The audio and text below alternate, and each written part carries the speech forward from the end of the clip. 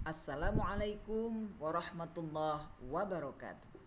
Apa kabarnya anak-anak yang soleh dan solehah? Mudah-mudahan tetap sehat dan selalu bahagia ya. Dan tentunya jangan lupa untuk tetap bersemangat. Nah, hari ini kita akan belajar tema 6 tentang energi dan perubahannya. Subtema 4, penghematan energi, muatan pelajaran PPKN. Nah, sekarang mungkin kalian melihat gambar ya. Nah, tentang hemat ini merupakan sikap yang sesuai dengan pengamalan sila kelima Pancasila. Mungkin ananda yang soleh dan soleha tahu ya bunyi dari sila kelima. Nah, sila kelima itu bunyinya keadilan sosial bagi seluruh rakyat Indonesia. Nah, contoh butir pengamalannya yaitu tidak menggunakan hak milik untuk hal-hal yang bersifat pemborosan ya. Kalau lambang sila kelima ini padi dan kapas ya. Jadi kita harus tahu itu. Nah, butir pengamalannya itu sekarang kita melihat gambar. Mungkin kalian bisa melihat ya gambar yang ada. Menurut anak-anak yang soleh dan soleha, dari gambar tersebut kita bisa menyimpulkan ya bahwa anak ini melakukan suatu pemborosan ya. Pemborosan. Nah, perilaku anak ini tentunya tidak sesuai dengan sila kelima Pancasila. Karena apa? Karena Allah Subhanahu wa taala memerintahkan kita sebagai manusia ini agar tidak melakukan pemborosan ya. Tidak mubazir artinya. Jadi untuk penghematan energi misalkan yang dilakukan anak ini ya, kita lihat radio dipasangin ya, kemudian TV-nya dinyalain, kemudian kipasnya dihidupin, lampunya dinyalain, itu dalam waktu bersamaan. Nah, ini tentunya perbuatan yang boros ya. Artinya apa yang dilakukan oleh anak ini itu adalah pemborosan. Nah, tanpa kita sadari mungkin kita juga melakukan seperti itu. Nah, tentunya Allah tidak menyukai hal yang sifatnya boros, artinya mubazir ya. Sesuai dengan di dalam Al-Quran itu tentang mubazir, innal mubaziri nakanu ikhwana syayatin, bahwa sesungguhnya yang mubazir ini temannya syaitan. Jadi kita di dalam penghematan energi begitu ya, tentunya harus hemat ya, harus bijak dalam melakukan sesuatu. Jangan sampai kita nonton televisi kita hidupin, kemudian radio kita nyalain. Nah, itu berarti kita pemborosan ya. Artinya mubazir, apa yang kita lakukan itu. Kita sambil nonton, sambil mendengarkan radio. Nah, seseorang yang melakukan pemborosan itu berarti tidak peduli dengan orang lain ya. Jadi jangan sampai apa yang dilakukan oleh anak ini ya kita lakukan juga di rumah. Nah, ini tidak sesuai dengan sila kelima dari Pancasila, yaitu keadilan sosial bagi seluruh rakyat Indonesia. Nah, sekarang kita akan melihat ya kegiatan yang termasuk pemborosan energi yang dilakukan oleh anak ini ya. Nah, kemudian kita akan menuliskan saran perbaikan untuk perilaku tersebut. Nah, mungkin di sini ada contoh ya perilaku pemborosan. Misalnya bermain mainan yang menggunakan energi listrik. Kemudian bermain permainan, saran perbaikannya bermain permainan yang tidak menggunakan energi listrik. Nah, sekarang dari gambar tadi ya, kita akan melihat kegiatan yang termasuk pemborosan energi. Oke ya, yang pertama adalah, nah ini kegiatan pemborosannya, tidak mematikan lampu ketika hari sudah terang. Misalnya hari ya waktu pagi, nah, hari sudah mulai terang begitu, lampu dinyalain. Nah, ini adalah perilaku pemborosan. Kalau kita sudah tahu seperti itu, kalau hari sudah terang, nah saran perbaikannya adalah yang harus kita lakukan mematikan lampu ya. Kalau hari sudah terang ya, nah, kita matiin lampu. Kemudian kita bisa membuka jendela. Untuk apa? Agar supaya matahari masuk begitu ya.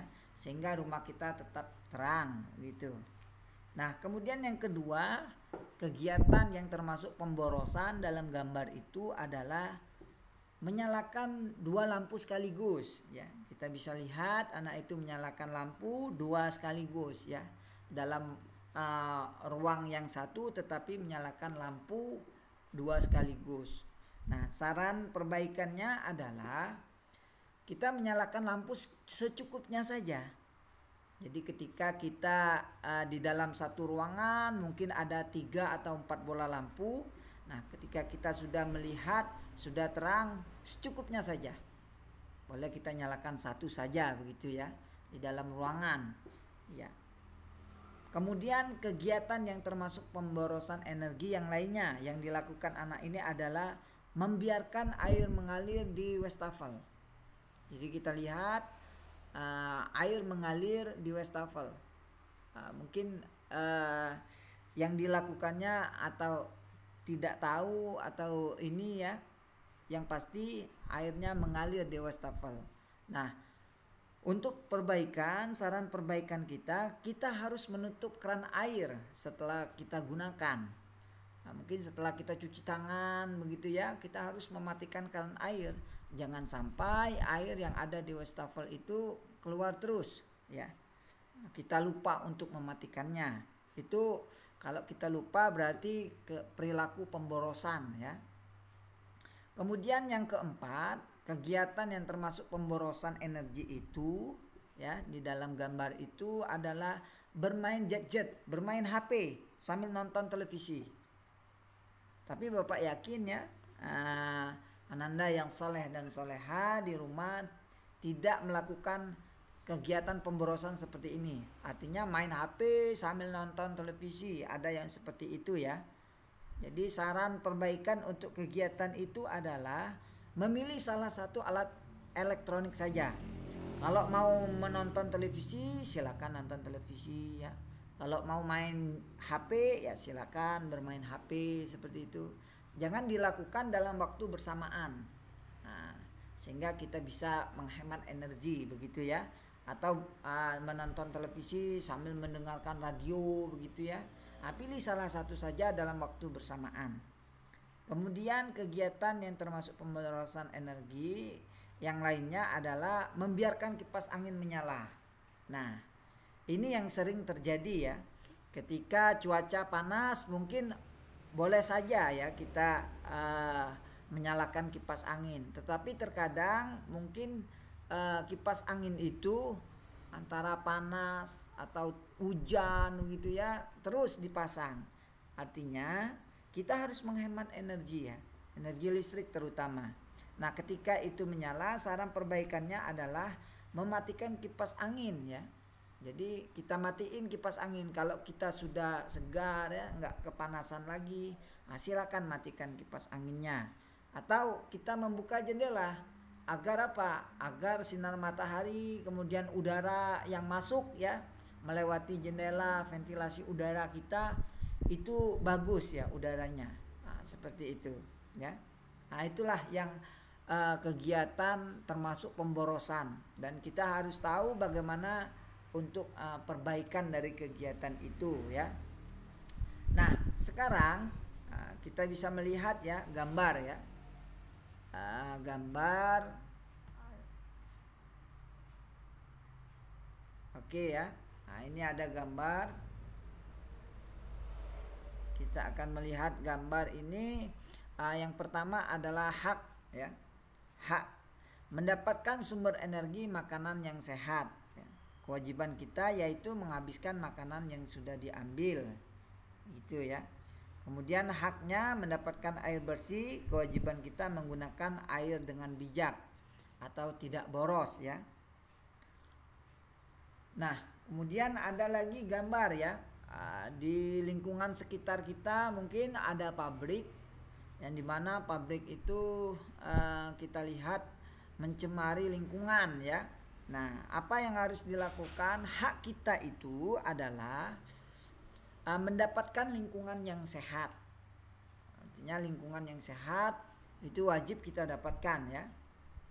Walaupun ada pabrik ya, itu hak kita mendapatkan lingkungan yang sehat. Nah, apa kewajiban kita? Kewajiban kita adalah menjaga lingkungan dari pencemaran. Jadi kita harus menjaga lingkungan yang ada di sekitar kita itu dari pencemaran. Ya. Oke. Kemudian gambar selanjutnya, ini kita bisa lihat ya gambarnya ya. Nah, apa hak kita? Hak kita dari gambar ini adalah mendapatkan lingkungan yang asri dan sejuk ya. Artinya mungkin kita ibaratkan ini Nina ya, yang lagi menyiram tanaman. Kemudian untuk apa? Untuk mendapatkan lingkungan yang asri dan sejuk. Apa kewajiban kita dari menyiram tanaman tadi? Kewajiban kita adalah merawat dan menjaga tanaman. Nah, itu kewajiban kita ya. Jadi kalau kita lakukan itu ya, mudah-mudahan antara hak dan kewajiban ini harus dilakukan secara seimbang ya. Ketika kita sudah melakukan hak kita sudah kita dapatkan, dan kita harus melaksanakan kewajiban kita ya. Oke. Untuk selanjutnya perlu kerjasama ya. Artinya semua anggota keluarga untuk menghemat energi ini ya. Kerjasama ini untuk saling mengingatkan ya, untuk mengerjakan, dan Bapak yakin kalian berhak mendapatkan saran untuk memperbaiki sikap ya. Nah, kalian berkewajiban melaksanakan saran yang diberikan. Jadi kewajiban memberikan saran yang baik untuk teman juga itu harus dilakukan ya. Nah, sekarang kalian bisa membuka halaman 191 dan 192 di buku paket ya, yang ada gambar. Kita akan mencoba melihat ya, melihat dari gambar ini hak dan kewajiban yang harus kalian lakukan. Misalnya dalam proses belajar di kelas ya. Proses belajar di kelas berjalan dengan lancar. Apa hak kalian ya, kewajibannya apa? Kemudian ada kelas menjadi tempat yang nyaman untuk belajar ya. Apa hak dan kewajibannya?